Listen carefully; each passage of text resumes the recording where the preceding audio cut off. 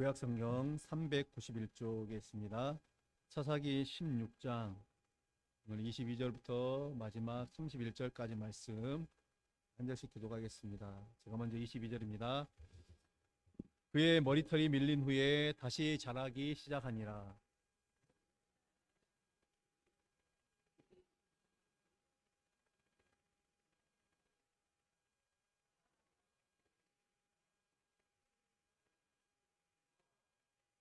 백성들도 삼손을 보았으므로 이르되 우리의 땅을 망쳐놓고 우리의 많은 사람을 죽인 원수를 우리의 신이 우리 손에 넘겨주었다 하고 자기들의 신을 찬양하며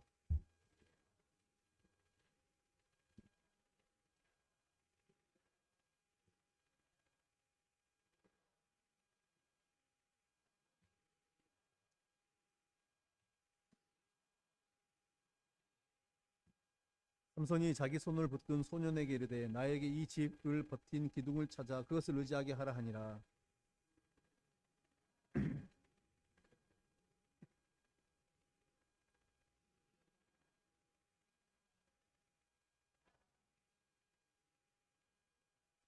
삼손이 여호와께 부르짖어 이르되 주 여호와여 구하옵나니 나를 생각하옵소서.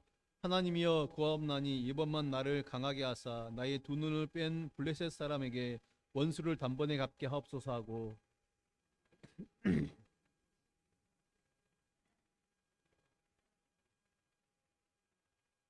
삼손이 이르되 블레셋 사람과 함께 죽기를 원하노라 하고 힘을 다하여 몸을 굽히매 그 집이 곧 무너져 그 안에 있는 모든 방백들과 온 백성에게 덮이니 삼손이 죽을 때에 죽인 자가 살아있을 때 죽인 자보다 더욱 많았더라.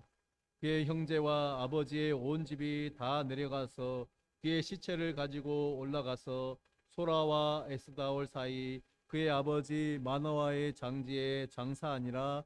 삼손이 이스라엘의 사사로 20년 동안 지냈더라. 아멘. 기도하겠습니다. 하나님 아버지, 오늘도 말씀 앞에 나아갑니다. 말씀의 은혜와 능력으로 역사하시옵소서. 온전히 말씀을 듣고 또 말씀을 깨닫고 순종하는 믿음으로 나아갈 수 있도록 주님 은혜 주시옵소서. 예수님의 이름으로 기도드립니다. 아멘. 우리는 지난 13장 이후부터 계속해서 온 삼손의 이야기 나누고 있는데요. 네, 아마 오늘로써 이제 삼손의 이야기가 마무리가 되는 것 같습니다.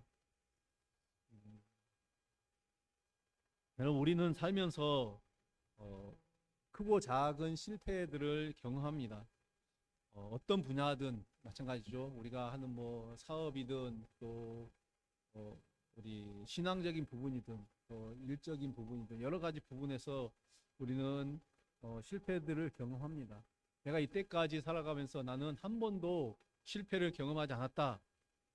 없을 것입니다. 정말 그런 사람은 천재적인 재능을 가진 사람이든지 아니면은 아무것도 뭐 시도를 하지 않았든지 그 둘 중에 하나일 거라 생각합니다. 잠시 우리 성도님들 여러분들의 실패의 담을 한번 떠올려 보십시오. 경험을 해보시면 그때는 내가 왜 그랬지, 내가 참 어리석었다, 그런 생각들을 뭐 하실 수도 있습니다.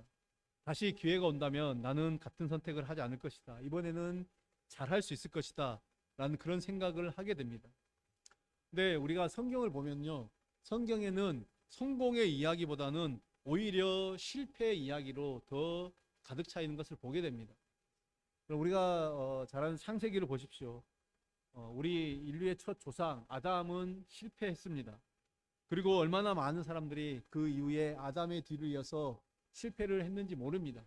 신앙적이든 또 우리 삶의 모습에서든 모든 부분에서 실패하는 것이 많습니다. 우리가 이제 히브리서 11장에 보면은 우리가 소위 말하는 믿음의 거장들, 그죠? 그리스도인들의 어떤 그 명예의 전당과 같은 장이 히브리서 11장인데 그 기라성 같은 그런 믿음의 사람들이 가만 보면은 실패하지 않은 사람이 거의 없습니다. 인간적인 약점과 실패를 가지지 않고 살아갔던 사람이 거의 없었다라는 말입니다. 근데 우리 기독교 신앙의 큰 장점 중 하나가 뭐냐? 실패하더라도 항상 새롭게 시작할 수 있다라는 것입니다. 뭐 어제까지는 내 인생이 엉망진창이고 정말 죄악 가운데 그 죄악 구덩이에서 회오적거리고 있었더라도 오늘 더 새로 할 수 있는 게 우리 신앙입니다. 그래서 오늘 회개하고 다시 하나님 앞에 나아가면은 우리는 또 새롭게 새 출발, 새 시작을 할 수 있습니다. 누구든지 그리스도 안에 있으면은 새 것이 되었다. 이전 것은 지나갔으니 보라 새 것이 되었도다라고 말씀하신 것처럼 우리가 새롭게 항상 시작할 수 있다라는 것이죠. 우리가 이것을 은혜라는 말로 부르고 있습니다. 근데 물론 이제 우리가 이 은혜를 잘못 해석하여서 새롭게 시작할 수 있다고 내가 매일 죄 짓고 매일 회개하면 되겠다. 그렇게 편하게 죄를 지으라라는 이야기는 아닙니다. 우리가 죄와 싸우되 또 죄악을 이기려고 애쓰되 우리는 어쩔 수 없이 넘어질 때가 있습니다. 쓰러질 때가 있습니다. 이게 우리의 모습이거든요. 본성이거든요. 그럴 때 거기서 그냥 무너지고 주저앉는 것이 아니라 다시금 일어나서 하나님을 바라보라. 그런 것이죠. 만약에 우리가 뭐 매일 나는 회개하면 된다라고 생각하고 편하게 죄를 짓는다. 이것은 우리 하나님께서 우리에게 허락하신 은혜를 싸구려 취급하는 것입니다. 이렇듯 우리의 신앙은 그런 것이죠. 과거를 묻지 마세요입니다. 세상 사람들은 과거에 관심을 가집니다. 과거에 했던 말, 과거에 했던 행동들 때문에 공격을 받기도 하고 공격을 하기도 합니다. 요즘에는 이 과거를 숨길 수가 없습니다. 그래서 누가 과거에 어떤 말을 했는지, 어떤 행동을 했는지, 어떤 모습이었는지 숨길 수가 없습니다. 우리가 이제 가끔 이 TV에 보면 연예인들이 몇 년 전에 학교 폭력에 연루됐다. 과거에 학교 폭력에 연루돼서 연예 그 생활이 중단되는 그런 것들도 보게 됩니다. 정치인들도 마찬가지죠. 과거의 행적들이 숨겨지지가 않습니다. 그래서 요즘에는 이제 특별히 우리 청년들도 잘 들으셔야 돼요. 청년들 특별히 SNS 하는 것조차 조심하라고 합니다. 나중에 뭘 할지는 몰라요. 나중에 한 10년, 20년 돼서 예를 들어서 어디 정치를 한다, 어떤 중요한 일을 해야 된다. 이제 그 청문회를 하면은 과거에 했던 것들이 다 흔적이 남아있기 때문에 뒤집으면 다 나옵니다. 그래서 이 사람이 어떤 성향이었는지, 어떤 말을 했었는지, 또 어떤 일들이 있었는지를 다 보여준다라는 것입니다. 세상은 그래서 늘 사람들의 과거를 가지고 캐묻고 그 사람들의 그 과거 때문에 발목을 잡기도 합니다. 그러나 우리 주님은 그렇지 않습니다. 주님은 우리의 현재와 더 나아가 우리의 미래에 관심을 가지고 있습니다. 과거에 무엇을 했는지, 과거에 어떤 행동을 했는지 그것을 기준으로 우리를 평가하고 우리를 저울질하지 않는다라는 것입니다. 하나님은 우리가 우리의 실패 그대로 두지 않기를 원하십니다. 하나님은 우리가 새롭게 시작하기를 원하시죠. 아까 말씀드린 것처럼 히브리서 11장에 나오는 수많은 그 믿음의 사람들, 그 정말 뛰어난 믿음의 사람들도 그들이 실패 가운데 무너지고 회복되지 못했다면은 결코 그곳에 이름을 올릴 수 없었을 것입니다. 그러나 그들은 실패를 딛고 일어서서 누구 때문입니까? 하나님 때문이죠. 하나님께서 다시금 새로운 은혜를 주시고 힘을 주셔서 새롭게 서서 또 새롭게 회복되어서 그렇기 때문에 그들이 마침내는 또 귀한 믿음의 용사들로 세워질 수 있었다라는 것입니다. 오늘 우리가 마지막으로 살피게 되는 삼손도 마찬가지입니다. 철저하게 실패한 삼손, 철저하게 무너졌던 삼손이 다시 찾아온 그 기회를 붙잡고 이전과는 다른 모습으로 이제는 자신의 생명을 던져 하나님의 뜻을 결국 이루고자 하는 것을 보게 됩니다. 지금까지 우리가 13장 이후에 계속된 이 삼손의 행적을 보면은 삼손은 늘 오만방자하고 철없는 모습들로 계속해서 보여왔습니다. 인생을 제멋대로 사는 아나무인 고집불통의 사나이가 삼손이었습니다. 눈에 보이는 대로 마음이 원하는 대로 살았던 그가 그래서 결국 나시린의 서약과 특권조차도 다 깨뜨리고 다 내팽쳐버리고 결국에 그러다가 블레셋 사람들에게 잡혀서 그의 힘의 근원인 머리털이 다 밀리고 눈도 뽑히고 처량한 신세가 되었죠. 그뿐이 아닙니다. 발에는 쇠사들이 채워져 있고 이제는 맷돌을 돌리는 짐승과 같은 그런 신세가 되었습니다. 블레셋 사람들의 구경거리가 된 것이죠. 마치 뭐라 그럴까요? 동물원의 원숭이의 그 신세가 되어버린 것이 삼손입니다. 그런데 이 블레셋 사람들은 왜 삼손을 금방 죽이지 않았을까요? 지금까지 삼손에게 당한 것을 생각한다면 철천지 원수인 삼손을 바로 죽여도 시원찮을 판에 살려둔 이유가 무엇이겠습니까?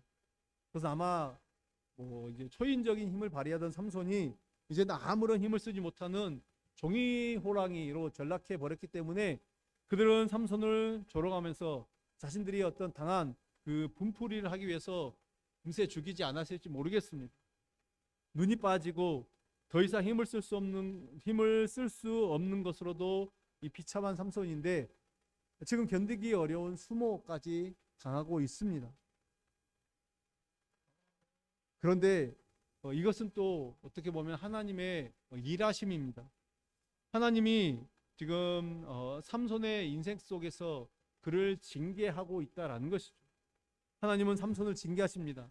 자신의 위치를 떠나고 사명을 떠나서 그 모든 것들을 잊어버리고 망각한 삼손이 다시금 깨닫기를 원하신 것이죠. 분명히 삼손은 이스라엘의 사사였습니다. 정말 우리가 계속해서 사사기를 통해서 봤듯이 사사 중에서 이런 사람이 아무도 없었습니다. 최소한 하나님 앞에 부름을 받고 난 이후에는 그들은 다 하나님 앞에 아름답게 쓰임을 받았습니다. 나중에 말년이 좋지 않은 부분들도 있는 사람들도 있었긴 했지만 그럼에도 불구하고 그들은 하나님 앞에 온전히 다 사사로서의 임무를 잘 감당했습니다. 그런데 그렇기 때문에 지금 삼손이 당하고 있는 고통과 모욕은 우연이 아닙니다. 하나님의 역사심이죠. 그렇기 때문에 이것은 오히려 은혜입니다. 징계이자 삼손을 향한 징계이자 하나님의 은혜라는 것입니다. 여러분, 돈 있을 때 하나님을 떠나서 살다가 돈이 떨어지고 나서 하나님께 돌아온다면 돈이 다 없어진 것이 하나님의 은혜입니까? 아니면 저주입니까? 몇 분은 은혜입니다라고 말하고 몇 분은 그쳤습니다. 판단은 개인의 몫입니다.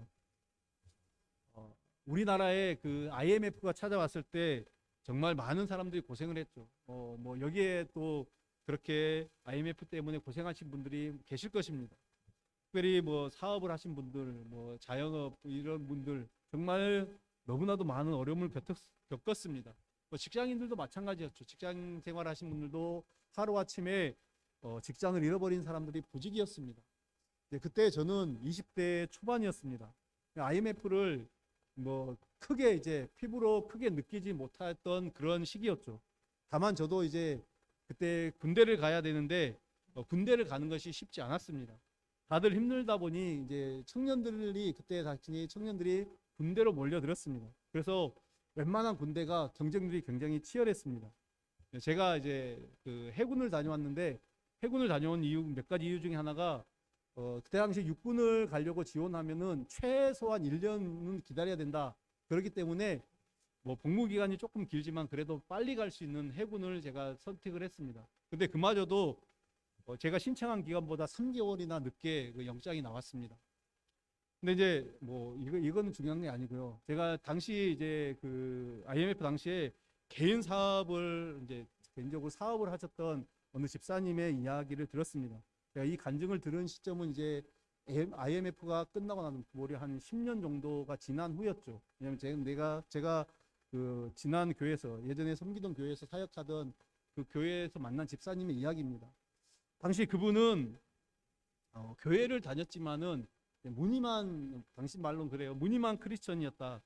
그러던 중에 IMF가 와서 이제 그 회사가 부도를 맞게 되고 극심한 어려움 가운데 본인이 직접 그런 말을 하면 자살까지도 생각하던 그 시기에 평소에 가지 않았던 어느 날 교회 수요 예배를 갔다는 것입니다. 회사가 잘 나가고 일이 많을 때는 바쁘다는 핑계로 한 번도 수요 예배를 가본 적이 없는데 이제는 회사에 가도 할 일이 없고 시간이 좀 남다 보니까 그날따라 이제 수요 예배를 가고 싶었다라는 것입니다. 그래서 그날 이제 예배를 가게 됐는데 그날 그 자리에서 이 예배 자리에서 얼마나 많이 회개하고 눈물을 흘렸는지 모른다. 그 예배를 통해서 하나님의 깊은 은혜를 경험했다라는 이야기를 합니다. 네, 그래서 은혜를 받자 사람이 변화되었다라고 이야기를 했습니다. 뭐 아직 그 회사는 뭐 바쁘게 돌아가는 일이 없고 시간이 많이 남으니까 이제 시간이 남자 은혜를 받았고 시간이 남자 이제 무엇을 하느냐 교회에 이제 관심을 가지게 되고 교회 여러 가지 이제 프로그램들을 돌아보게 됐다는 것입니다. 그때 그래서 뭐 이제 교회에서 시행했던 뭐 예수 제자 학교나 아버지 학교 또 여러 가지 큐티 학교 뭐 1대1 이런 여러 가지 이제 사역들에 관심을 가지고 그것에 참여를 했습니다. 다양한 양육 프로그램을 참여하다 보니까 어떻게 되는가? 이제는 제대로 변하게 된 것입니다. 그냥 무늬만 크리스천에서 정말 하나님의 신실한 자녀로 그렇게 변화되었다라는 것이죠. 그러다가 이제 시간이 흘러서 다시금 회사가 회복이 되고 또 안정이 되는 그런 시기가 왔습니다. 근데 이제 은혜를 경험한 이분은 여전히 예배를 자리를 지키게 되었다라는 것입니다. 그 시간을 통해서 제대로 된 신앙이 되었다라는 것이죠. 이거 제가 이 이야기를 듣게 된 게 그분이 늘 수요 예배에 오시기 때문에 아니 제가 그때는 이제 이분이 분명히 사업을 하시고 바쁜 분이 아는데 매 수요 예배를 빠지지 않기 때문에 제가 한 번쯤 이제 이야기를 하다가 물어봤었습니다. 근데 참 재밌는 것은 처음 은혜를 경험했던 그 자리를 떠나지 않는다라는 것이죠. 회사가 아무리 바빠도 이제는 수요 예배를 빠지지 않습니다. 그때는 이제 그 교회는 그 의자가 개인 의자였거든요. 우리 개인 접이식 의자였는데 그 의자. 그러니까 우리 성도님들도 지금 각자 자기 지정 자리가 있잖아요. 그분도 자신이 처음에 은혜를 받았던 그 자리. 그러니까 남들이 와서 앉아버리기 때문에 수요일 날 굉장히 일찍 오시는 거예요. 그 자리에 앉으려고.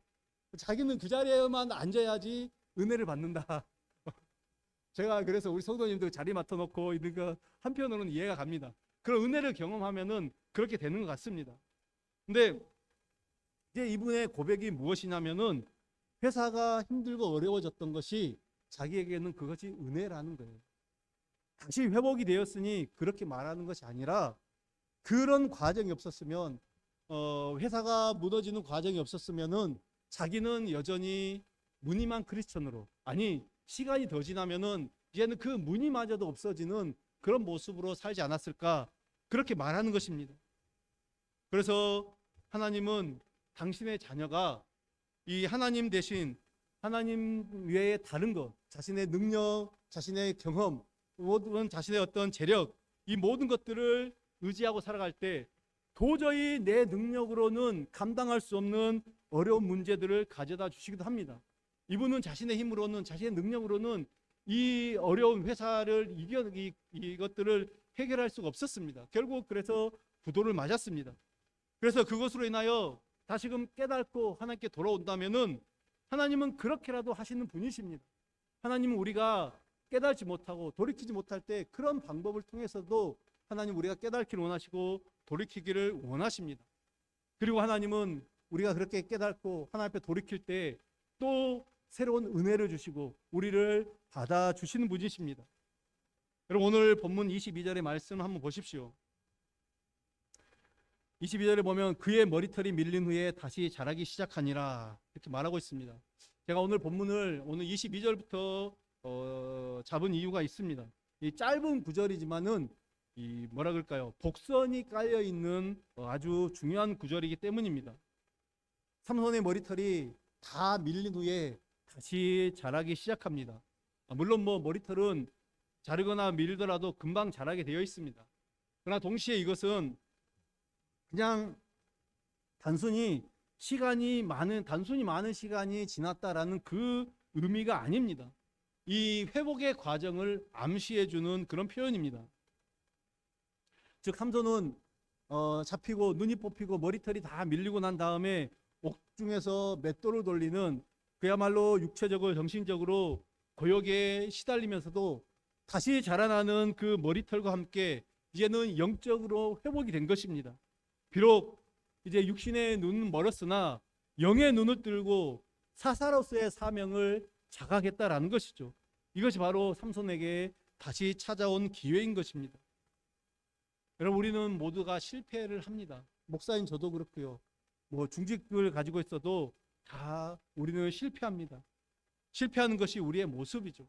그런데 아무리 우리가 크게 실패해도, 크게 넘어졌더라도 하나님 앞에서 용서받지 못할 죄는 없다는 것이죠. 하나님은 그것들을 우리가 회개하며 하나님 앞에 가지고 나아갈 때 그것들을 받으십니다. 우리의 회개를 받으시죠. 우리의 기도를 들으시고 다시금 우리를 회복시켜 주시는 것입니다. 삼손은 하나님께 큰 죄를 지었고 그로 말미암아 하나님의 징계를 받았지만은 완전히 끝난 것이 아니었다라는 것입니다. 서두에도 말씀드렸지만 성경에는 이렇게 실패를 빚고 일어선 사람들의 이야기가 얼마나 많은지 모릅니다. 우리가 잘 아는 다윗을 보십시오. 다윗이 얼마나 큰 죄를 저질렀습니까? 이 남편이 있는 아내를 데려다가 그렇게 그 간통을 하고 나서 그리고 그것을 은폐하기 위해서 시도를 합니다. 그게 은폐가 잘 되지 않으니까 이제는 그 남편을 죽여버리는 일, 그 정말 그것까지 죽음으로, 그 남편 우리아를 죽음으로 내보는 그런 모습을 보게 됩니다. 또 뭐 많은 사람들을 할 수가 없으니까 시간 한참 지나서 베드로를 한번 생각해 보십시오. 그 하룻밤 사이에 예수님을 3번이나 부인을 합니다. 열심히 따라다녔던, 마치 수제자라고 말했던 그가 다른 사람들은 다 주를 버릴지라도 나는 버리지 않겠습니다, 이렇게 큰 소리 쳤던 그가 그냥 부인한 것도 아니고 저주를 했습니다. 그러나 다윗이나 베드로 결국 어떻게 됐습니까? 도저히 이것은 회복 불가능하다, 이 죄는 도저히 어떻게 할 수가 없다, 그렇게 생각할지 모르지만은 이들은 다시금 회복이 됩니다.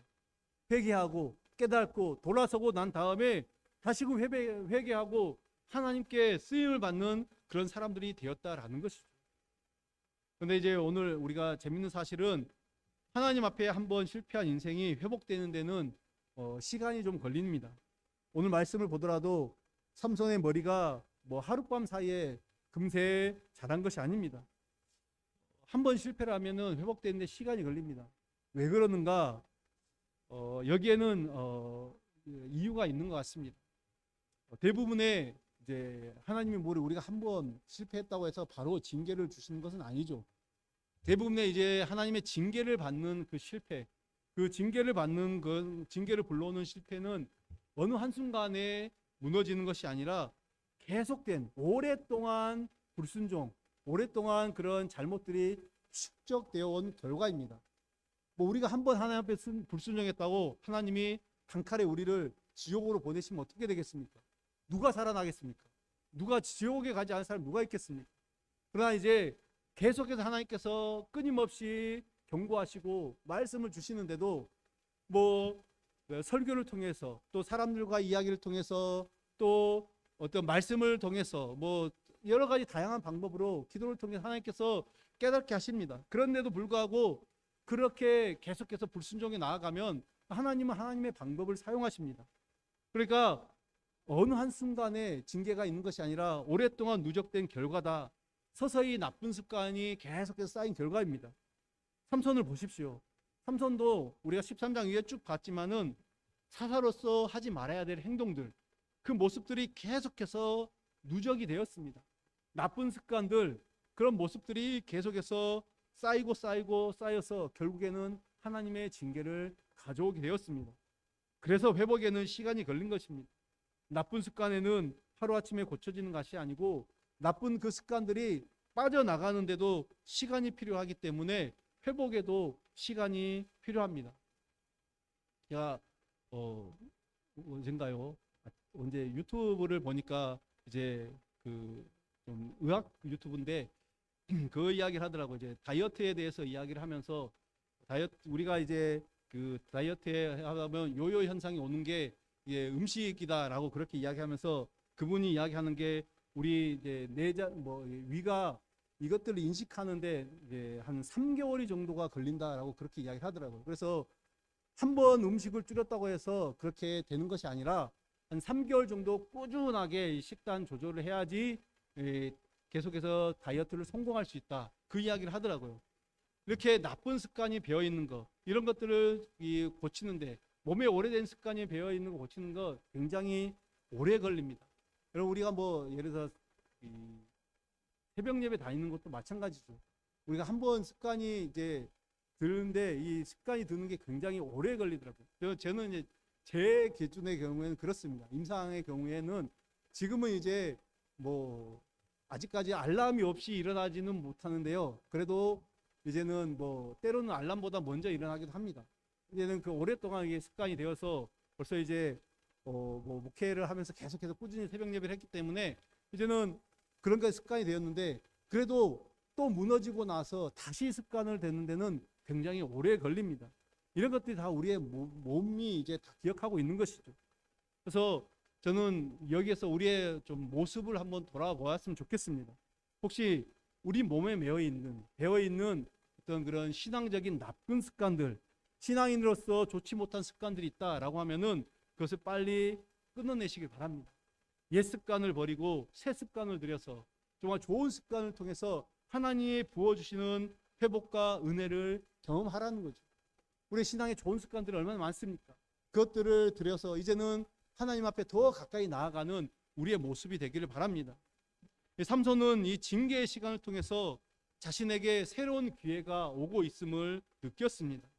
그래서 그는 자신에게 주어진 징계를 달게 받은 후에 진심으로 기도를 합니다. 오늘 28절의 말씀을 함께 보겠습니다. 28절에 보면은 삼손이 여호와께 부르짖어 이르되, 기도를 합니다. 주 여호와여 구하옵나니 나를 생각하옵소서.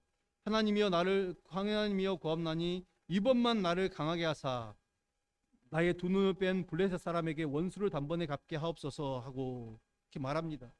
이 기도를 보면은 이제 삼손은 자신을 다 완전히 포기하고 하나님만 의지하는 어떤 순교자적인 기도를 드리고 있습니다. 자기의 생명을 던진 필사적인 기도죠. 삼손이 복수심에 불타서 단순히 자기의 눈이 빠진 이것 때문에 블레셋 사람들에게 복수하고 싶어서 이런 기도를 올렸을까요? 그것이 아닙니다. 이제 자신이 사사로서의 하나님께서 내게 주신 사명이 무엇인가를 자각하고 이제 내가 할 수 있는 일을 하고 싶습니다. 마지막으로 한 번만 더 기회를 주십시오. 하나님, 그렇게 내게 기회를 주십시오. 기도를 한 것입니다. 아마 그는 모르긴 몰라도 평생에 이렇게 간절한 기도는 처음 드렸다라고 생각합니다. 그리고 자신에게 다시 찾아온 마지막 그 기회를 하나님의 영광을 위해서 사용합니다. 그래서 30절에 보면은 하반절만 보겠습니다. 삼손이 죽을 때에 죽인 자가 살았을 때에 죽인 자보다 더욱 많았더라. 삼손이 그 이스라엘 사사로 20년을 살았는데 그가 살아있을 때 죽인 자들보다, 그 하나님의 원수들을 죽인 것보다 그가 죽으면서 함께 죽인 자가 훨씬 더 많았다라는 이야기입니다. 그러니까 육체적으로 온전할 때는 별로 큰 일을 하지 못했습니다. 오히려 문제의 덩어리, 골치 덩어리였죠. 그러나 그가 육체적으로 불구가 되었을 때 이제는 하나님을 온전히 의지하고 하나님은 그를 통해서 큰 일을 하셨습니다. 여러분, 우리가 실패하면은 우리가 넘어져 있을 때 하나님은 사랑하는 우리들을, 하나님 당신의 자녀들을 그냥 두지 않습니다. 다시 일으켜 세우시고 이전과 다른 모습으로 하나님께서 우리를 쓰시기를 원하십니다. 내 마음대로, 내 고집대로 살아가던 인생을 하나님은 때로는 그런 징계라는 시간을 통해서 다듬으시고 고치셔서 이제는 전혀 새로운 인생으로 살게 하신다라는 것입니다. 하나님은 모든 것을 새롭게 할 수 있는 기회를 주셨습니다. 내 인생 엉망진창인 것 같고 하나님의 뜻과는 반대의 삶을 살고 있는 것 같은가, 우리 여러분 이런 생각들이 든다면은 이제는 거기서 멈추셔야 됩니다. 계속해서 하나님께서 나에게 여러 가지 사인들을 주심에도 불구하고 내가 하나님의 뜻을 반하고 하나님의 뜻을 거스르고 살아가는 것 같은가, 이제는 거기서 멈춰야 된다라는 것입니다. 과거를 모두 벗어버리고 새롭게 시작하는, 지금부터 새롭게 시작하는 그 삶을 살아야 되는 것입니다. 하나님 우리에게 새로운 기회를 주시길 원하십니다. 나의 잘못된 과거의 언어와 행동과 습관들을 버리고 주님의 은혜 가운데로 더 가까이 나아가는, 하나님이 그 은혜를 주실 때, 그 기회를 주실 때 우리가 그 기회를 붙잡고 나에게 다시 찾아온 그 기회 안에서 하나님의 영광을 위해서 살아가는 우리 모든 주님의 자녀들 되시기를 간절히 바랍니다. 기도하겠습니다. 하나님 아버지, 은혜를 감사합니다. 오늘 삼손이 마지막 죽음을 통해서 그가 살았을 때보다 더 많은 블레셋 사람들을 죽인 것을 보게 됩니다. 단순히 더 많은 사람들을 죽인 것이 의미가 있는 것이 아니라 이제 그가 마지막이라도 하나님 아버지 사사로서의 본분을 깨닫고 하나님 앞에서 그 징계를 모두 다 받은 후에 다시 한번 하나님께서 주시는 기회를 붙들고 하나님 주의 사명을 감당했던 것을 보게 됩니다. 하나님께서 우리를 끊임없이 말씀하시고 우리에게 도전하실 때 아버지 하나님, 우리에게 주신 사명을 우리가 기억하고 아버지 그 사명을 온전히 붙들고 나아가는 믿음의 사람들이 될 수 있도록 우리를 붙들어 주시옵소서. 하나님, 과거를 보지 않으시고 이제 현재와 미래를 보시며 하나님 우리에게 새로운 기회를 주시고 소망을 주시는 그 주님을 온전히 신뢰하며 나아가는 거룩한 주의 자녀들 될 수 있도록 은총을 베풀어 주시옵소서. 예수님의 이름으로 기도드립니다. 아멘.